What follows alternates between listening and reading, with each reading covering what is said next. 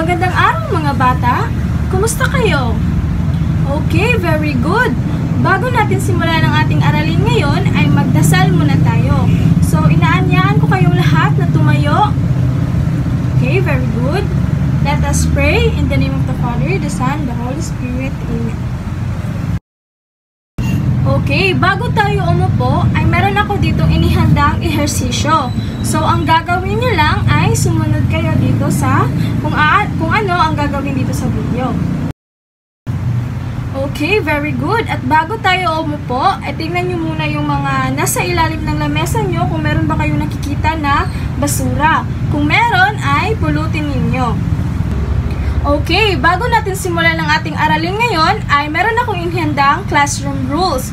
Una, listen to the teacher. So, habang ako nandito sa harapan na nagsasalita, ang gagawin nyo lang ay makinig ka teacher. Number 2, be kind and respectful. So, dapat maging mabait lang kayo dyan sa inyong mga katabi at maging respeto. Number 3, raise your hand. So, itaas nyo lang inyong mga kamay kung meron kayong mga katanungan. Okay ba yun mga bata? Okay, very good. Okay, ngayon ay magbalik-aral muna tayo. So, kahapon ay, ano bang pinag-aralan natin kahapon? Okay, Ivy? Okay, very good. Ang bookmark. So, ano nga ba ang bookmark, Ivy?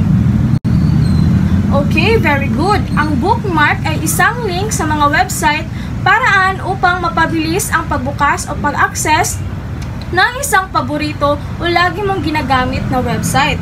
So, paano nga ba natin gamitin ang bookmark? Okay, Sherilyn? Okay, pindutin ang hugis na button para isave ang address ng website. Okay, bigyan natin ng very good clap si Ivy at Sherilyn.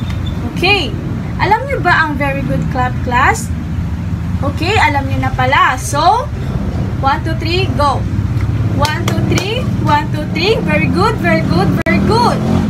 Okay, ngayon ay meron akong inihanda dito na word puzzle. So, ang gagawin nyo lang ay hanapin sa puzzle ang mga salita patungkol sa pakikipag-chat. Okay ba yun mga bata? Okay, very good. So, pwede nyo na simulan ang paghahanap dito sa puzzle. Okay. Ikaw, Jameline, ano ang iyong nahanap sa puzzle? Okay, Facebook. Very good. Ikaw naman, Grace, anong nahanap mo na word sa puzzle? Okay, Messenger. Very good. Ikaw, Ivy. Okay, very good. Chat. So, sa inyong nahanap na mga words sa puzzle, ay pamilyar ba kayo dito? Or nagamit niyo na ito? Okay, very good. Nagamit na. So, sa palagay ninyo, ano kayo ang tatalakayin natin ngayon? Ang tatalakayin natin ngayon ay naipaliliwanag ang mga panuntunan sa pagsali sa discussion forum o chat. So, bago natin simulan, ay babasahin ko muna dito ang objectives. Sa pagtatapos ng aralin, ang mag-aaral ay inaasahang na ipaliliwanag ang mga panuntunan sa pagsali sa diskusyon, forum at chat, at nakapagpamalas ng kagandahang asal sa pakikipag-usap sa iba.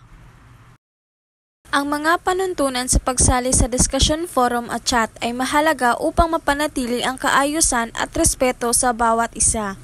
Narito ang mga ilang halimbawa ng mga karaniwang panuntunan. Una ay ang respeto sa bawat isa. Iwasan ang mga pahayag na nakakasakit o nakaka-offend. Huwag mag-post ng mga insulsitibo, racist, sexist, o homophobic na mga komento. Pangalawa, maging magalang at mahinahon. Magpahayag ng iyong opinyon ng may kababaang loob at bukas sa ibang pananaw. Iwasan ang pagtaas ng boses o galit sa mga debate. Pangatlo, sumunod sa mga patakaran ng forum o chat platform. Bawat platform ay may sariling mga patakaran. Basahin at sundin ang mga ito upang maiwasan ang mga anumang isyu o paglabag. Pang-apat, iwasan ang spam at off-topic na mga mensahe. Panatilihin ang iyong mga post o komento na may kaugnayan sa paksang itinilakay. Ang mga hindi kaugnay na mensahe ay nakakagulo lamang sa diskusyon. Pang-lima, walang pagmumura o hindi kaaya-ayang wika. Iwasan ang paggamit ng malaswang salita o hindi angkop na wika. At ngayon ay meron ako ditong inihandang pasulit. Ang gagawin nyo lang ay kumuha kayo ng papel at ballpen at sagutin ito. Ang panuto, ipakita ang masayang mukha kung ang isinasaad na pangungusap ay tama at malungkot na mukha naman kung mali. At ngayon ay kunin nyo ang inyong mga assignment notebook at kopyahin ito at sagutan sa inyong mga bahay. Okay mga bata, at dito nagtatapos ang ating aralin ngayon. At sana meron kayong natutunan sa araw na ito. Maraming salamat at paalam.